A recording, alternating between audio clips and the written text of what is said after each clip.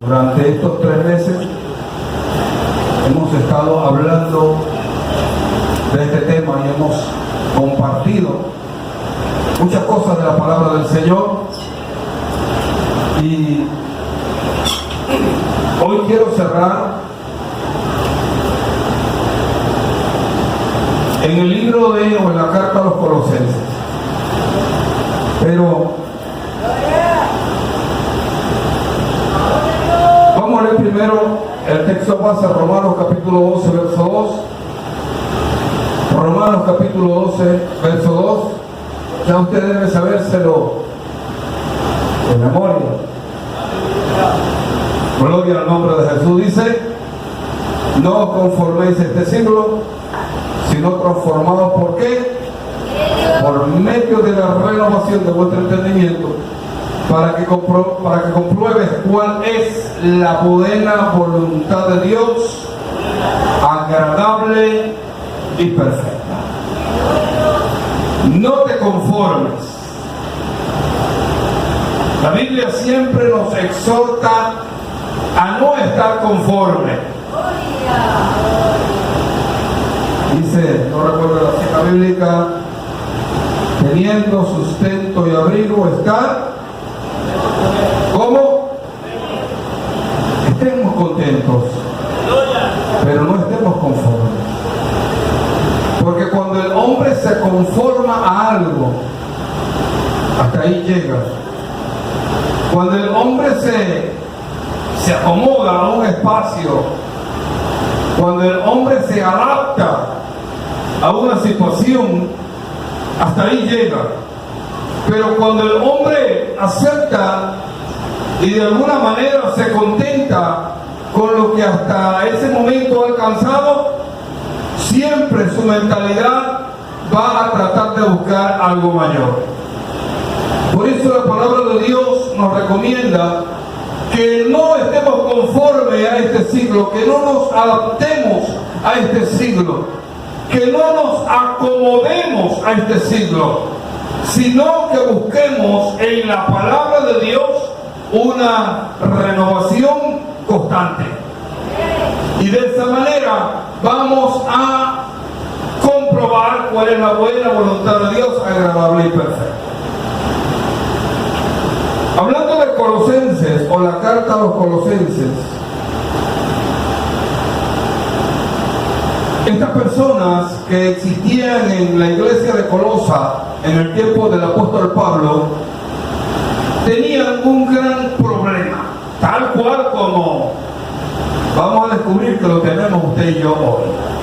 Primero, la iglesia de Colosa era una provincia romana, y por ser una provincia romana, el 90% de la ciudadanía era gentil. Habían nacionalidades de todo tipo, habían judíos entre ellos, pero su conocimiento, su cultura era gentil.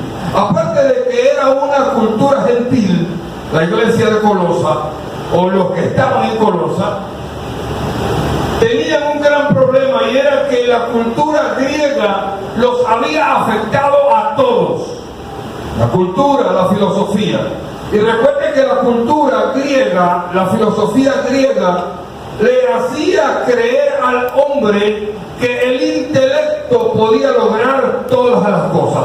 Por lo tanto, en la iglesia, cuando algunos creyeron en Jesucristo, se llevaron su misma ideología, se llevaron su cultura, se llevaron la filosofía y la colocaron, la metieron en la iglesia, y les hacían creer o enseñaban a los hermanos que el conocimiento era lo único necesario para poder alcanzar la salvación. O sea, una persona que intelectualmente estuviera bajo no podía alcanzar el nivel o alcanzar la salvación que en Cristo se predicaba.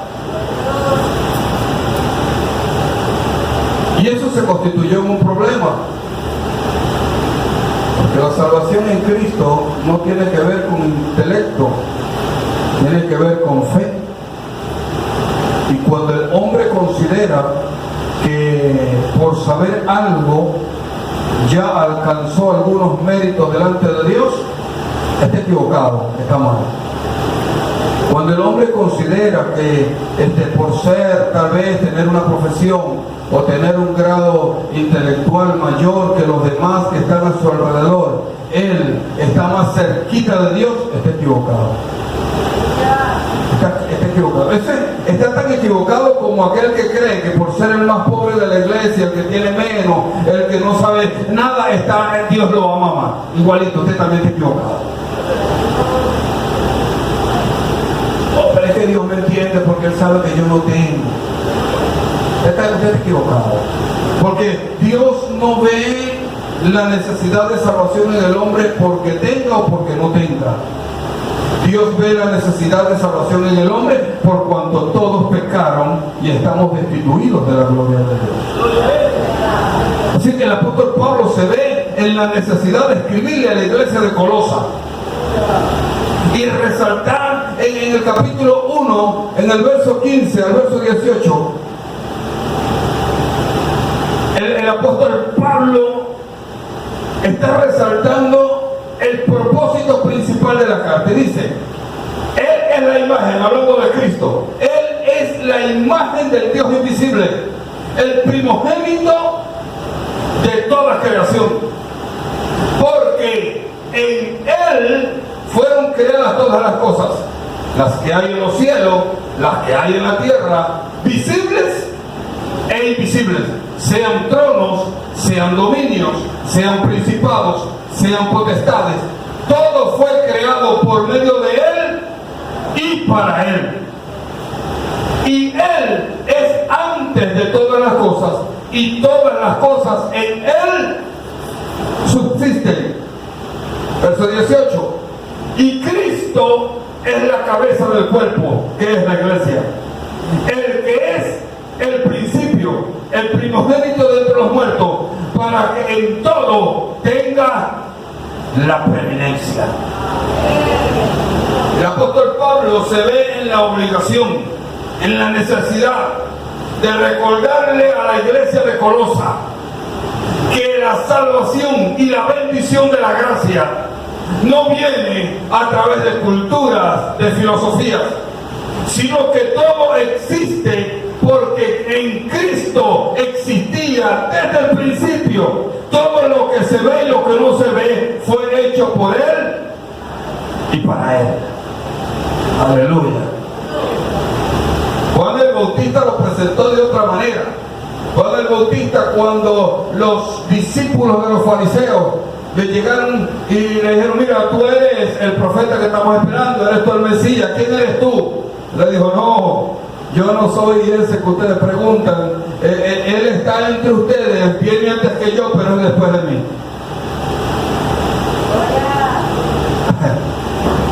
Tremenda descripción, ¿verdad? Yo no soy, él está entre ustedes, es antes que yo y llega después de mí. Lo puso a pensar un rato y le dijo, pero ¿y eso qué es? Y entonces, ¿por qué tú haces todas estas cosas? Y él le dijo, bueno, porque alguien en el desierto me dijo que viniera a bautizar este río y que iba a aparecer uno entre la multitud sobre el cual iba a descender el Espíritu Santo, y ese iba a ser el Cordero de Dios que iba a quitar el pecado del mundo. Así que yo estoy aquí esperándolo, pero ya Él está y Él vendrá después de mí. El apóstol Pablo tuvo que de alguna manera escribir a la iglesia y decirle, miren señores, todo lo que ustedes tienen lo tienen porque sencillamente Cristo se los dio.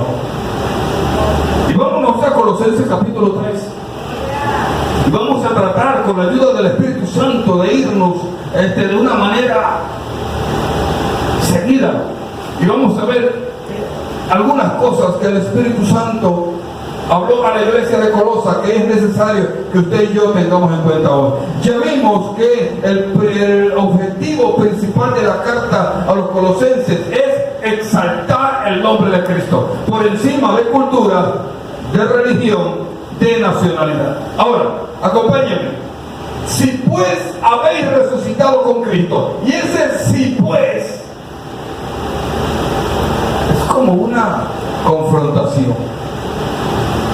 Ustedes me dicen que son cristianos. Ustedes me dicen que son seguidores de Cristo. Ok. Busquen las cosas de arriba, donde está Cristo sentado a la diestra del Dios, a la derecha del Dios. Pongan la mira en las cosas de arriba, no en las de la tierra. ¿Es fácil eso? Porque habéis muerto y vuestra vida está escondida con Cristo en Dios. Si tú has resucitado con Cristo, si tú has creído en Cristo, si tú sigues a Cristo, si tú le crees, entonces pon tu mirada en las cosas de arriba, porque ya tú has muerto a las cosas de este mundo. Y entonces ya tu vida está en Cristo. Cuando Cristo, vuestra vida se manifieste, vamos a leerlo de otra manera. Cuando vuestra vida, que es Cristo, se manifieste, entonces vosotros también seréis manifestados con Él en gloria. Cuando Cristo, que es tu vida, que es el que te da vida, Él se manifieste en gloria, entonces tú también serás manifestado. ¿Por qué? Porque tú vienes en Él, vienes con Él, vienes para Él, vienes dando testimonio de que tu fe era una fe genuina y que no seguiste a Cristo en vano. Sigamos leyendo. Haced morir pues lo terrenal en vosotros. Y aquí empieza una lista que nos gustaría quitar de esas cartas. Nos gustaría omitir, nos gustaría que no nos las recordaran. Buscamos otros textos, buscamos promesas. ¿A cuánto le gustan las promesas? Nos gustan las promesas y leemos las promesas. Y aquí está, y hace rato cantábamos un himno acá de que Dios es fiel. Amén. Y Él es fiel. Y hay muchas promesas que nos hablan de su fidelidad. Pero tenemos esos pequeños, ¿cuál será la palabra? Parágrafos. Tenemos esas pequeñas apéndices, tenemos esas pequeñas lecturas que, cónchale, no decimos algunos, pero ¿por qué esto está aquí? Tan buena que estaba la lectura, Cristo en nuestra vida, pero ahora viene Pablo y dice, hagan morir lo terrenal en ustedes. Y arranca ¿con qué? Fornicación, impureza, pasiones desordenadas, malos deseos, avaricia, que es idolatría, cosas por las cuales que la ira de Dios viene sobre los hijos de desobediencia. Este texto nosotros lo agarramos y se lo predicamos a la gente afuera, ¿cierto? No, pero es que eso es una palabra evangelística, eso es para los que no conocen a Cristo. No, error. Eso lo escribió Pablo a una iglesia, hombres y mujeres como usted y como yo. Y se leyó en un púlpito con un atril tal vez como este. Y lo leyeron. Aquí nos manda una cartita de nuestro hermano Pablo. Aleluya.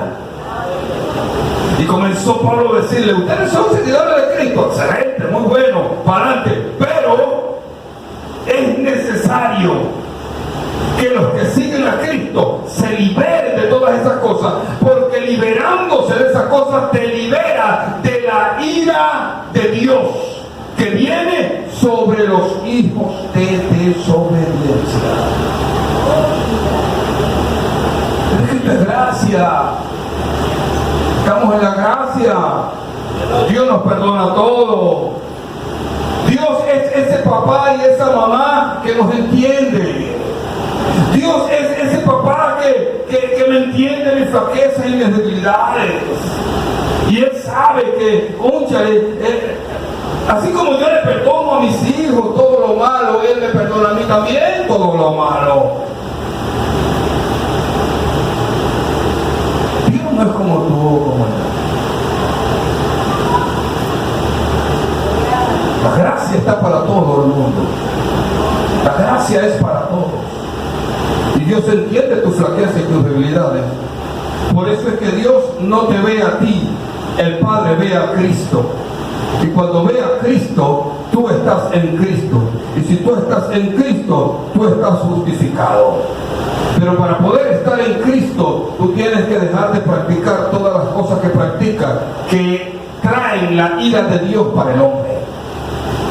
O sea que tú no puedes decir que estás en Cristo y vivir conforme al mundo. ¿No he escuchado un amén desde hace rato?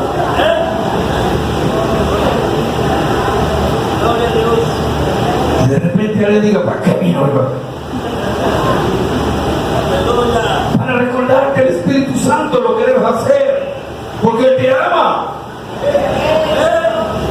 Aleluya. Pero no podemos decir que nosotros estamos en Él si hacemos lo contrario a lo que Él dice. Es imposible. Es imposible que estemos en Él si hacemos lo contrario a lo que Él mandó. Y aquí es donde Pablo está confrontando a la iglesia de Colosa, porque la iglesia de Colosa tenía entendido que la salvación no tenía nada que ver con eso. Recuérdate que la cultura en la iglesia o en la zona de allá en Colosa era una cultura gentil como la tuya y como la mía. O sea, para ellos no existía ley, ellos no conocían de ley, ellos conocían de una cultura, de una filosofía, de una enseñanza. Ellos tenían sus propias normas sociales y vivían de acuerdo a sus propias normas sociales. A ellos no se les enseñó en una sinagoga los 10 mandamientos, a ellos no se les habló de leyes sociales, de leyes humanitarias, no. Ellos tenían era la llegada del Espíritu Santo y una transformación por el Espíritu Santo. Necesitaban comenzar a afinar algunos aspectos de su vida que estaban trayendo o los estaban haciendo ser merecedores también de la ira de Dios que viene para los hijos de desobediencia. Sigamos leyendo. Me puso muy serio. Vamos a ver si se nos pone mejor la cosa aquí. En los cuales vosotros, ¿qué dice ahí? ¿Qué dice? Anduviste. O sea, tú antes eras así. En otro tiempo, cuando vivías conforme a toda esa lista, cuando eras un fornicario, eras un borracho, eras un peleón, eras un blasfemo, eras una persona ofensiva, cuando eras ese mentiroso, ese que va a sonar feo, ese viva la pepa, el que estaba aprovechando oportunidades para salir para adelante. Pero ahora llegaste a Cristo.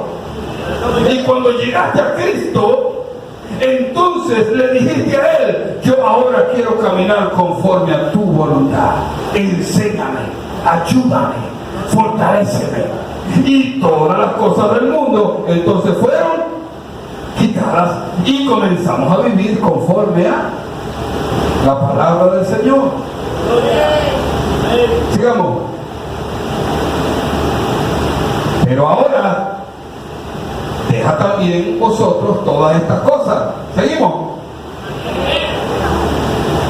Epa, ¿me quitaste una? ¿No te gusta esa? No podemos dejar, no podemos saltar. Si la quitas de ahí, te la leo de aquí. Pero de alguna manera la bajo ahí. Ah, echando broma, ve que se equivoca. ¡Ira! Ahí le dice airaos, pero no pequéis. Yo puedo irarme.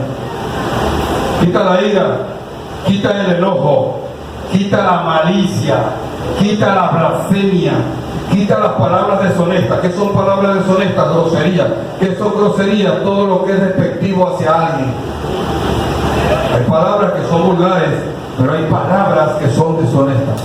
Hay palabras que no son solamente parte del modismo de una parte, de una cultura, de una zona de nuestro país, pero hay palabras que son deshonestas. Palabras que ofenden. Entonces todo eso tenemos que irlo limpiando de nuestra boca, porque con nuestra boca alabamos a Dios, exaltamos a Dios. Aleluya. Blasfemia, palabra deshonesta de vuestra boca. Sigamos. No mintáis los unos a los otros. Aleluya. La mentira es del diablo. No podemos mentirnos los unos a los otros. El que miente está conforme al mundo. El que practica la mentira, el que vive de la mentira, está conforme al mundo. Habiéndonos despojado del viejo hombre con sus hechos y revestidos del nuevo, el cual conforme a la imagen del que lo creó, ¿se va ¿qué? Renovando hasta el conocimiento pleno. ¿Qué es esto? Romanos capítulo 12, verso 8. Cuando nos revestimos del viejo hombre, cuando le decimos, del nuevo hombre, le decimos al viejo, epa, Freddy, quítate, apártate para allá, porque ahora viene un Freddy nuevo. Y ese Freddy nuevo debe estar vestido conforme a la palabra de Dios. Debe tener prácticas nuevas, debe tener palabras nuevas, pero no puede tener ni prácticas ni palabras si antes no tiene un pensamiento nuevo.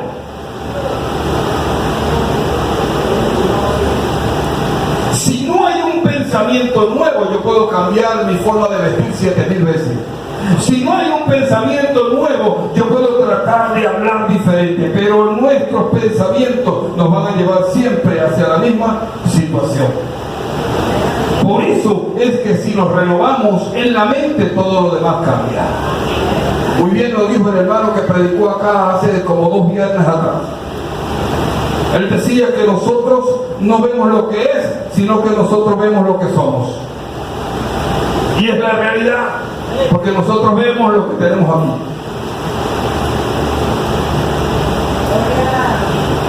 Viene una mujer caminando y hay 3 hombres parados aquí. Cada uno la ve conforme a lo que tiene aquí.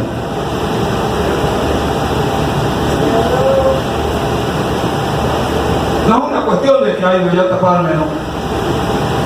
O voy a ver para este lado. Es más, ve para este lado, ya me dice ¿qué es lo que cargo aquí?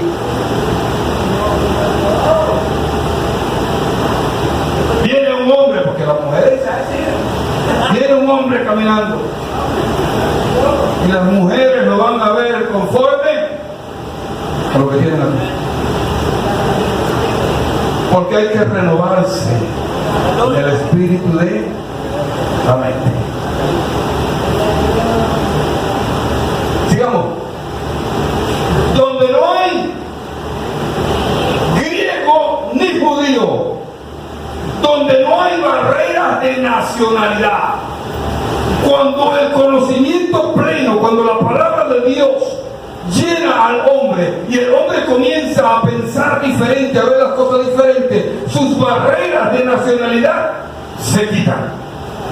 Ya no hay venezolano o peruano, ya no hay chino o norteamericano, ya no hay canadiense ni africano, no. Ahí no hay barreras para nada. Todos tienen que escuchar la palabra de Dios y a todos los acepto por igual. No soy una persona que ya viene voy a decir ningún país porque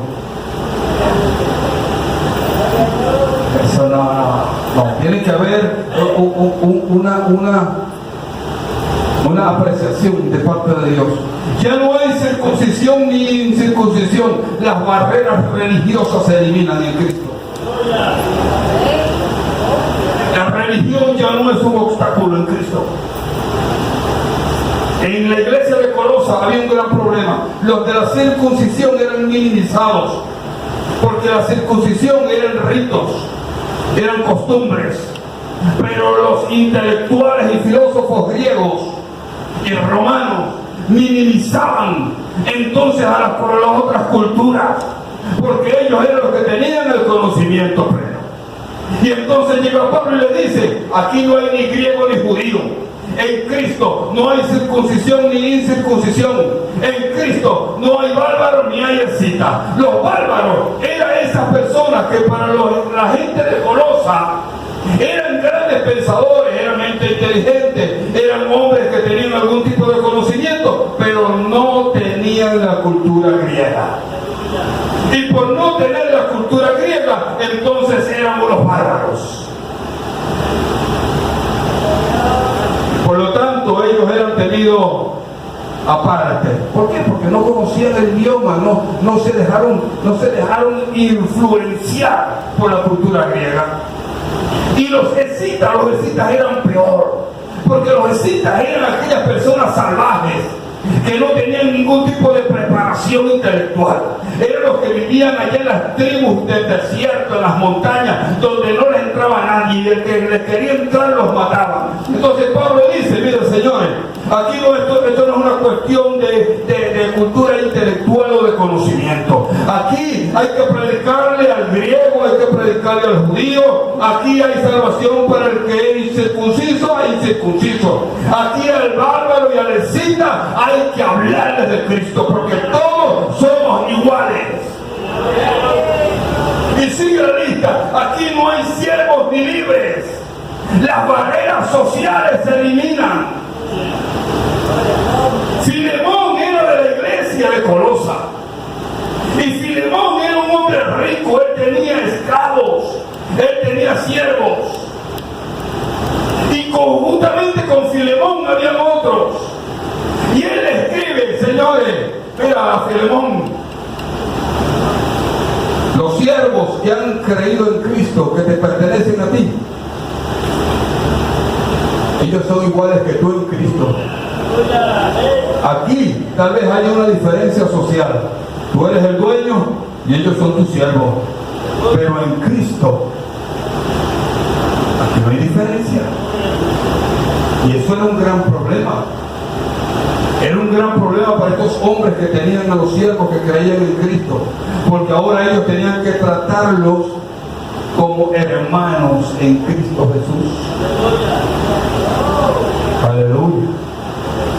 Hoy no tenemos siervos, hoy no compramos esclavos, pero hoy tenemos hermanos de la iglesia trabajando juntamente con nosotros.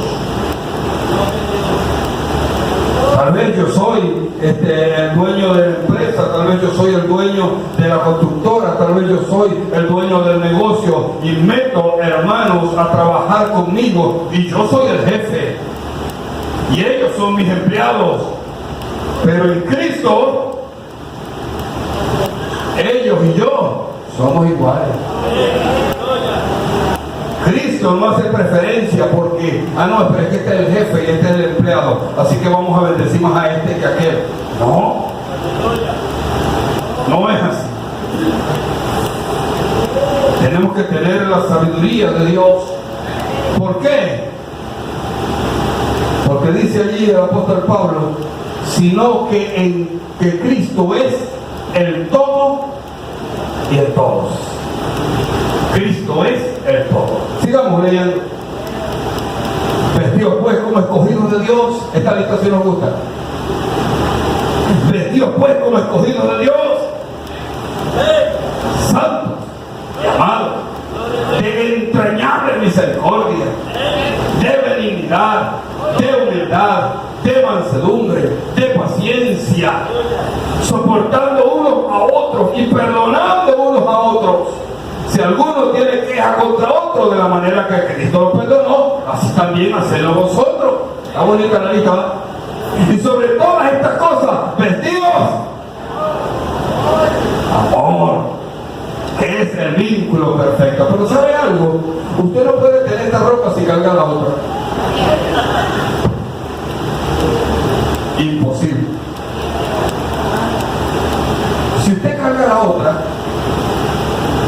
fornicación, adulterio, inmundicia, lascivia, de ira, enojo, contienda, pleito, chisme, borrachera. Usted puede estar rodeado de Biblia, usted se puede pegar las páginas de la Biblia así como un pelo. No importa. Pero si usted está vestido con esa ropa, usted no puede cargar esta. Para que usted cargue esta, debe quitarse la otra. Por eso es que Pablo dijo, despojémonos de ese viejo hombre, quitemos esa vestidura vieja y tomemos la vestidura nueva conforme a aquel que nos llamó, y entonces vamos a tener misericordia. Nos vamos a poner la anterior, volvamos a la anterior, la otra, escogido de Dios, vestido como escogido de Dios. Imagínate eso. ¿Cómo se viste un escogido de Dios? Santos, amados, de entrañable. ¿Sabes lo que es entrañable misericordia? O sea, eso es algo que está amalgamado, está ligado, es algo que no se puede despegar de alguien. La misericordia, la justicia, porque la benignidad es justicia, de unidad, de mansedumbre, de paciencia. ¡Aleluya!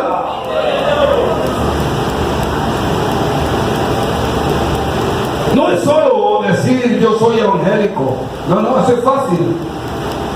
Decir yo soy evangélico es fácil. Y es más fácil es decir, no, yo me voy con Cristo contra el ejército. Es más fácil todavía. Pero, por eso es que alguien me dijo una vez, tú eres un predicador de ley. Sí, me dijo alguien.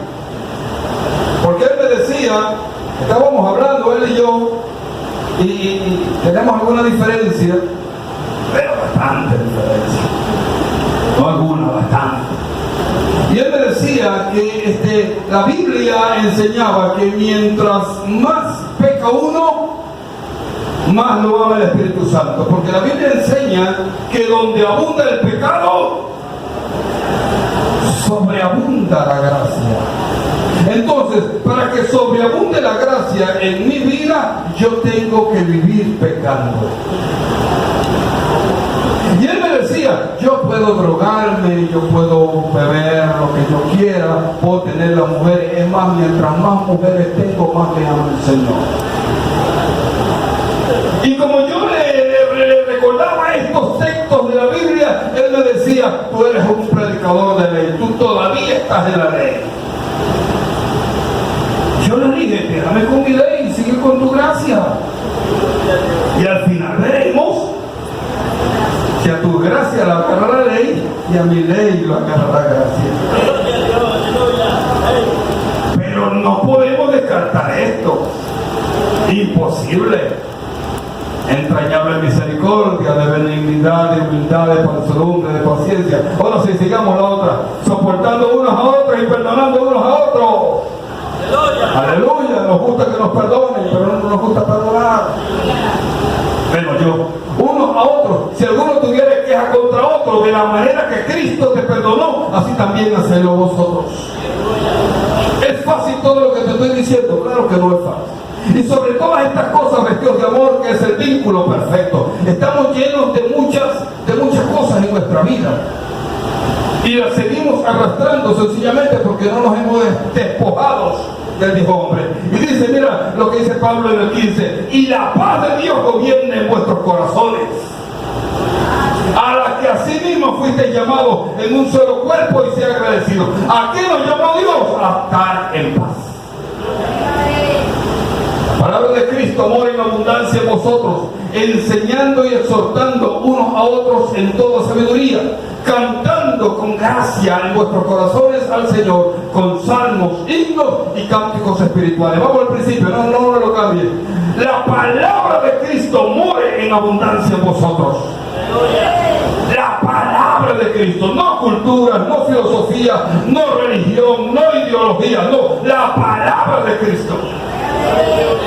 Es la palabra la que debe morar en nuestros corazones. Tenemos que estar llenos de palabra de Dios, no de culturas, y menos culturas evangélicas, no de ideologías, Porque muchas personas hoy domingo en la mañana, los templos están llenos de mucha gente escuchando, no palabra de Dios, escuchando lo que le conviene a la gente escuchar.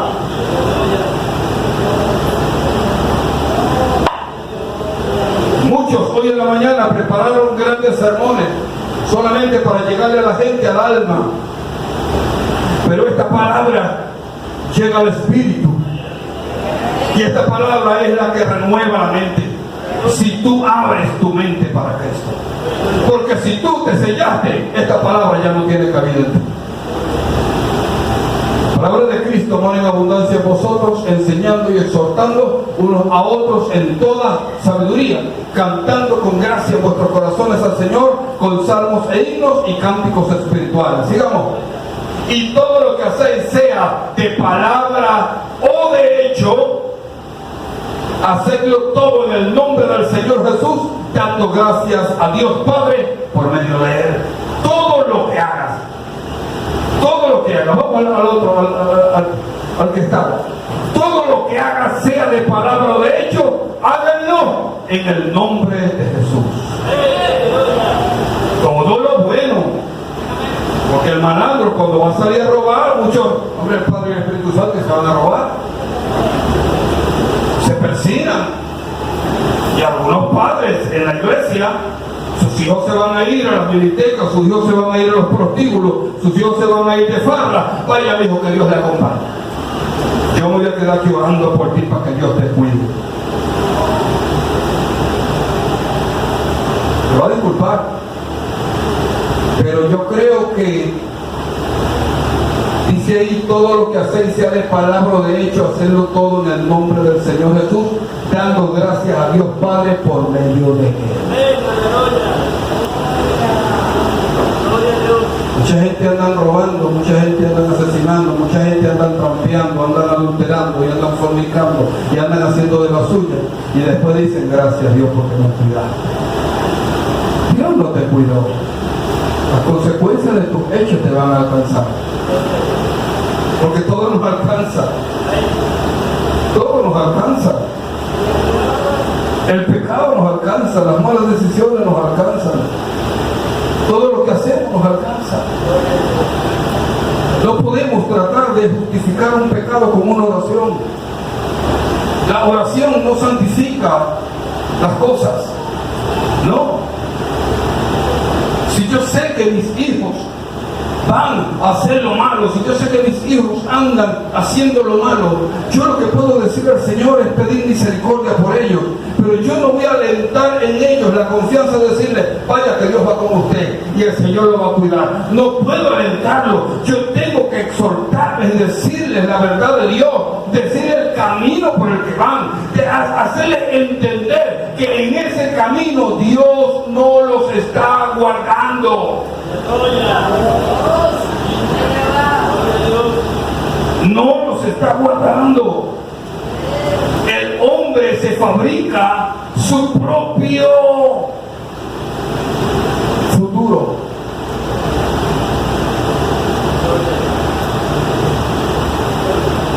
No, pero es que Dios guardó esto, Dios guardó aquello. Sí, es verdad, Dios tiene misericordia de muchos y los salva.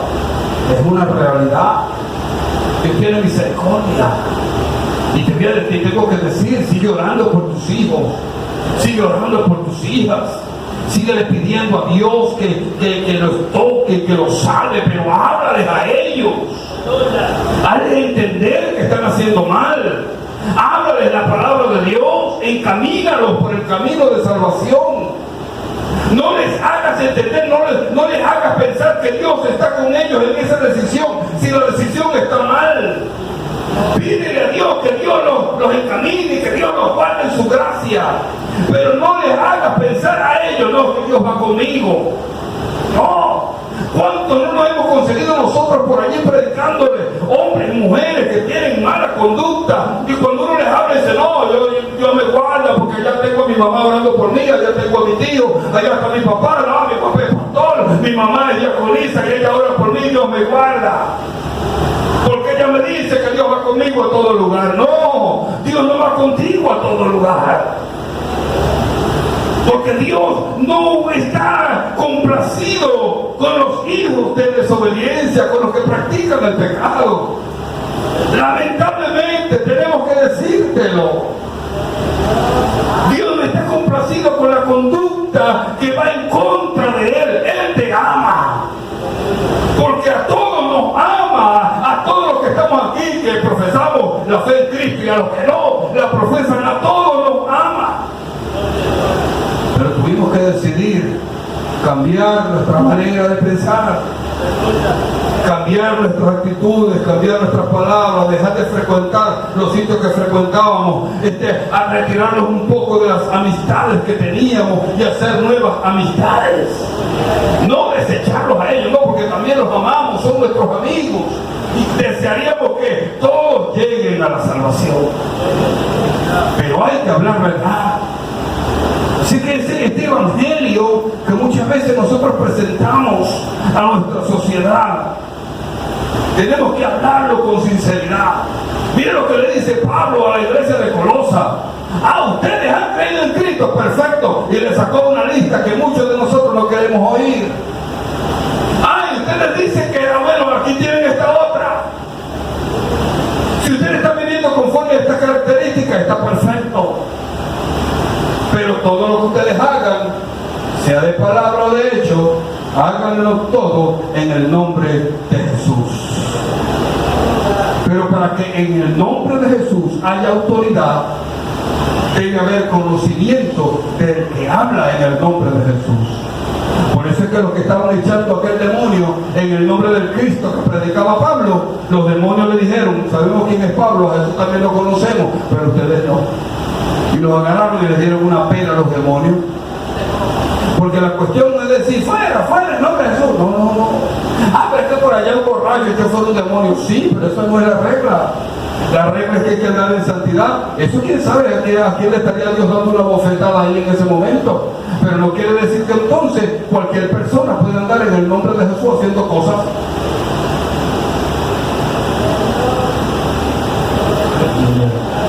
Estoy asustado. Dios mío, y vamos por otra cosa. Vamos para el 18. Y aquí sí se va a poner mayor silencio.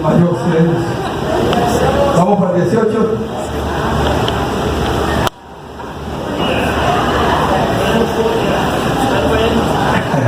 Aquí los hombres sí tal vez me digan amén.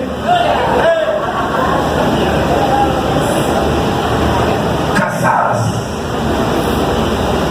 está sujeta a vuestros maridos como conviene en el Señor. Como conviene en el Señor, o sea, como está establecido en la palabra de Dios, las mujeres estén sujetas a su marido. Pero hay que resaltar que la sujeción no es esclavitud. La sujeción no es degradación sexual. La sujeción no está sujeta a violencia. Cuando los judíos hablan de sujeción, están hablando de que la mujer tiene una posición y esa posición la sujeta al esposo. Ella tiene un lineamiento, ella tiene una forma de ministrar, ella tiene unas responsabilidades que debe cumplir y por lo tanto ella está sujeta. En nuestra cultura machista, la sujeción tiene que ver es con usted se calla porque aquí el que mandó soy yo. ¿Dónde es así, caballeros? Responderé un soltero. La sujeción para nosotros es la mujer siempre en un segundo plano. La mujer siempre está detrás. ¿Por qué? Porque nosotros somos cabeza. No, Freddy, ahí está. Tienen que salir conmigo, está por esa puerta corriendo. Pero la realidad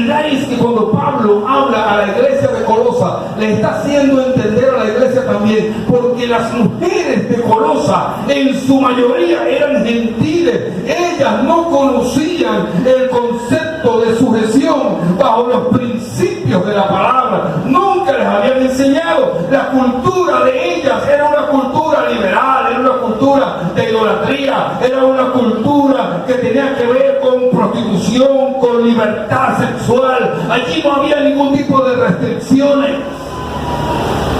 Y tenían que entrar entonces por el orden establecido de Dios. Las mujeres, si usted está casada, hablándole a las mujeres, si usted está casada, bueno, recuerde que existen principios, hay parámetros, hay responsabilidades que usted debe cumplir.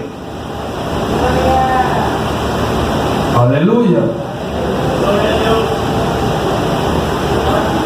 Pero no vamos a hablar de eso ahorita, vamos a pasar. Aleluya. Légrense, mujeres. Maridos, amen a vuestras mujeres y no sean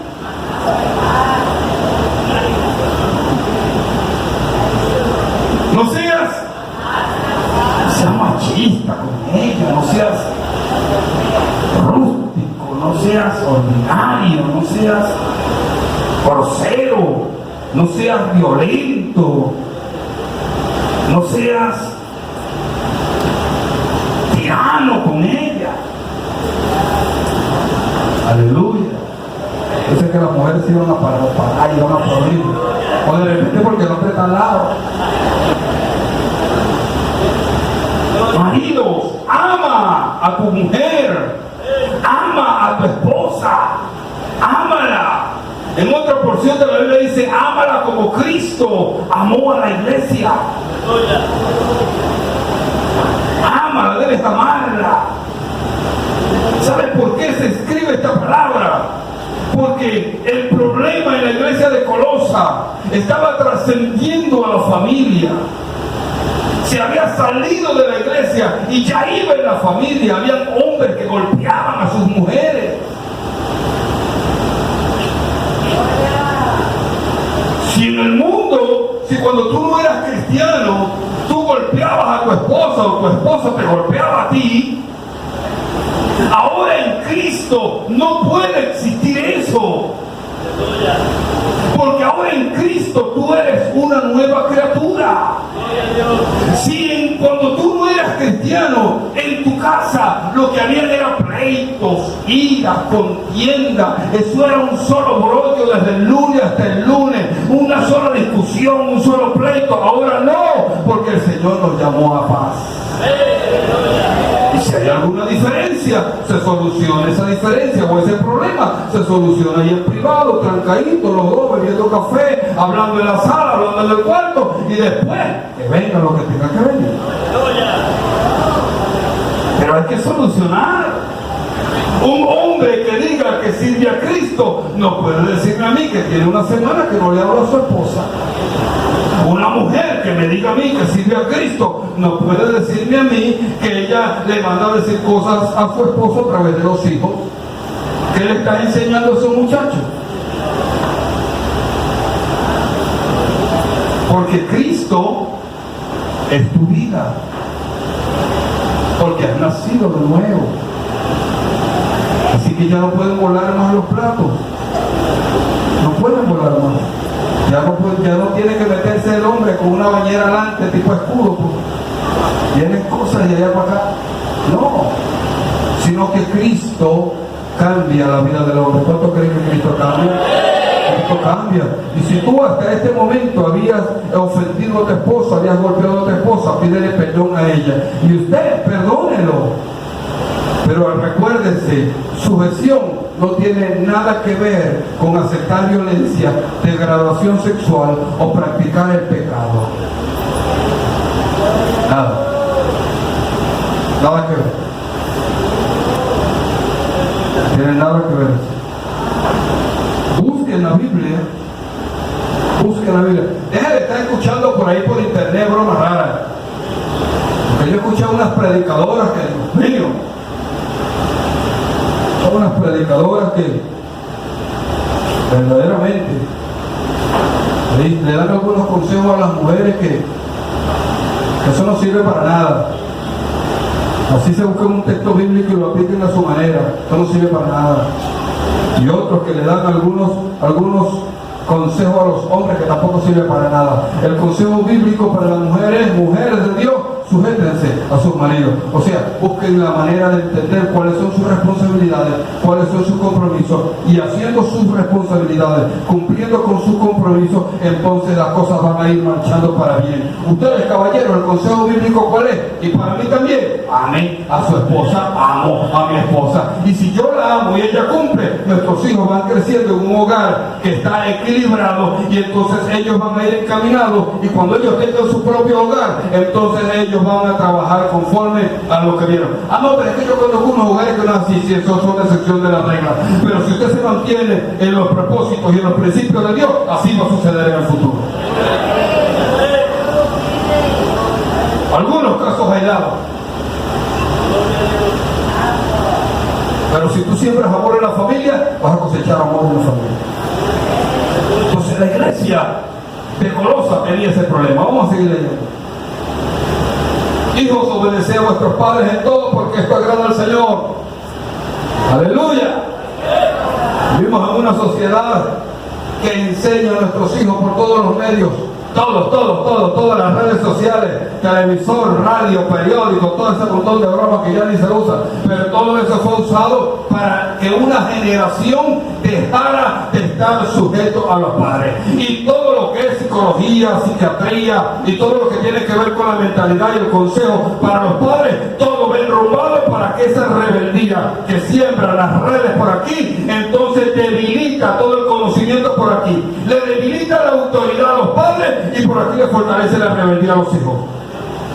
Y entonces tenemos padres que les da miedo hablarle a los hijos, y tenemos hijos que cuando ven a los papás los minimizan. Eso es del diablo. Todo lo que se levanta contra autoridad tiene el espíritu satánico en su vida, porque el que se levanta contra autoridad desde el principio fue Satanás. Entonces, cuando yo tengo unos hijos rebeldes que se levantan contra mi autoridad como padre, están en rebeldía contra Dios. Pero para eso yo tengo que tener mi autoridad como padre, y tener autoridad como padre no es cargar a los muchachos encadenados y con un látigo de 3 puntas. No. La autoridad es el ejemplo. Simple. No hay mayor autoridad que el ejemplo. Búsquelo por donde usted quiera. Vayan y averigüen a aquel hombre que es lo que está hablando. Le dijeron unos a los discípulos de los fariseos, y uno de ellos llegó y le dijo: ¿qué pasó? ¿Qué contraste ese hombre? Le dijo: oye, hay una cosa rara en él. ¿Qué? Que ese hombre habla como quien tiene autoridad. ¿Cómo es eso? Sí, lo que predica lo hace. Ejemplo. Entonces, y si con tu ejemplo tú no les enseñaste a ellos sujeción, entonces tú no les puedes pedir a ellos sujeción para ti, porque tú no les enseñaste sujeción. Tú tal vez les hablaste y les dijiste: ¡que sujetate! Sí, pero tú no les enseñaste a ellos sujeción, porque tú no te sujetaste a nadie, y tú te rebelas contra todo el mundo. Y entonces cuando tus hijos ven que tú te rebelas contra tus padres, espérate a la generación que viene atrás de ti, que ellos se van a rebelar contra ti.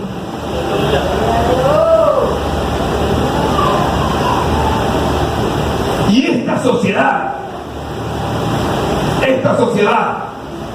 les repito, esta sociedad está debilitando la autoridad de los padres, políticamente hablando, socialmente hablando, espiritualmente hablando. Todo está debilitando la moral de los padres, la responsabilidad de los padres, la autoridad de los padres, y le está dando a los hijos una autoridad que usted no tiene.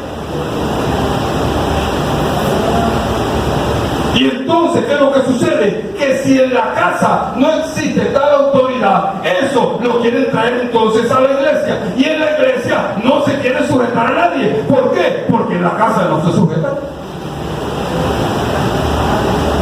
Y si en la casa no ven una figura de autoridad que lo frene, cuando lleguen aquí a la iglesia, entonces ellos quieren hacer lo mismo que en la casa, pero aquí se van a conseguir una autoridad que lo frena. Entonces, ¿con quién es que tenemos los principales problemas? Con los padres. Porque para algunos padres todo el mundo es malo, menos los hijos. Y usted y yo sabemos que cuando a nuestros padres los mandaban a buscar en la escuela, los maestros tenían razón. Y por eso es que cuando llegábamos a la casa, ¿qué pasaba? La pena. Por eso que yo siempre le digo, la autoridad se ha minimizado. Estamos preparando una generación para que no se sujete. Una generación, estamos preparando una generación, o se está formando una generación en donde exigen que se les respeten sus derechos, pero que no conocen cuáles son sus deberes. Nuestros hijos tienen derecho, claro que sí, ellos tienen derecho a protección, ellos tienen derecho a manutención, ellos tienen derecho a crecer y a desarrollarse como niños, como adolescentes, ellos tienen derecho a tener sustento, a tener abrigo, a tener comodidades en su casa. Claro, todos los niños tienen derecho, pero también tienen deberes. Si no se les enseñan sus deberes, ellos van a pensar que toda la vida de ahí para adelante solo van a estar exigiendo derechos. Y por eso, mi estimado hermano, es que entonces se nos va la luz, ahí se explotó el transformador y todos nos vamos a exigir. Ay, no sé que usted no lo va a decir porque se compromete. Pero vamos a exigir los derechos.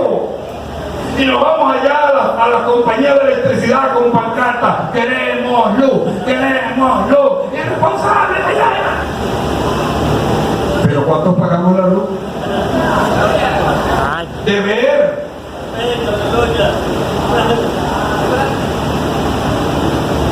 Exigimos derecho, pero no cumplimos deber. No pagamos luz, no pagamos aseo, no pagamos nada, no pagamos impuestos, no pagamos nada. Aleluya, Venezuela, el mejor país del mundo, porque no pagamos nada. No, aleluya. Una bendición. Pero yo prefiero pagar algo, pagarme un impuesto, pagar un beneficio y que la luz se me vaya y a los 5 minutos ya vuelve a llegar. Porque hay para hacer un buen mantenimiento. Y no se me vaya con su ideología política ni nada, no, es cuestión de lógica. Si en mi casa yo enseño a mis hijos a cumplir con sus deberes, ellos también gozosamente van a disfrutar de sus derechos. Así es Dios. Si tú cumples con tus deberes, entonces gustosamente Dios te va a hacer disfrutar de todos los derechos que tienes como hijo. Ahora, hijos, dice, hijos, obedezcan a sus padres en todo, porque esto agrada al Señor. Obedezcan a sus padres en qué, en algunas cosas, en lo que te gusta. A los hijos, a los muchachitos que están aquí, a los jóvenes, a los adolescentes, a los solteros, al que tiene 40 años en la casa del papá y a la mamá, ese también.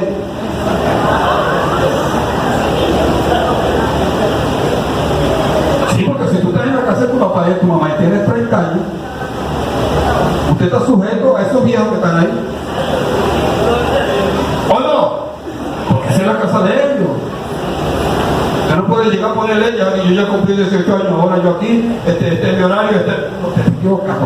Bueno, digo yo, pero de repente ustedes, hijos, obedeced a vuestros padres en todo, porque esto agrada al Señor. Vamos a seguir, ya estamos terminando. Padre, no exasperéis a vuestros hijos para que no se desalienten, no seas rústico con esos muchachos. Ámalos, quiérelos, respétalos. Respeta a tus hijos. Respétalos como a hijos. Trátalos como a hijos. Entiende que estás formando la generación que va a quedar por ti, lo que te van a representar a ti, que cuando tus hijos se paren en algún lugar, te vean a ti, Pero para eso tú tienes que respetarlo, tienes que encaminarlo, tienes que ayudarlo en sus decisiones. Déjalos que se equivoquen, no decidas nada por ellos, deja que ellos decidan. En lo que requiere a carrera, en lo que requiere a estudio, en lo que requiere a profesión, en lo que requiere a ministerio, a servicio, en la obra del Señor, en lo que requiere a todo lo que tiene que ver con Dios. Deja que ellos decidan.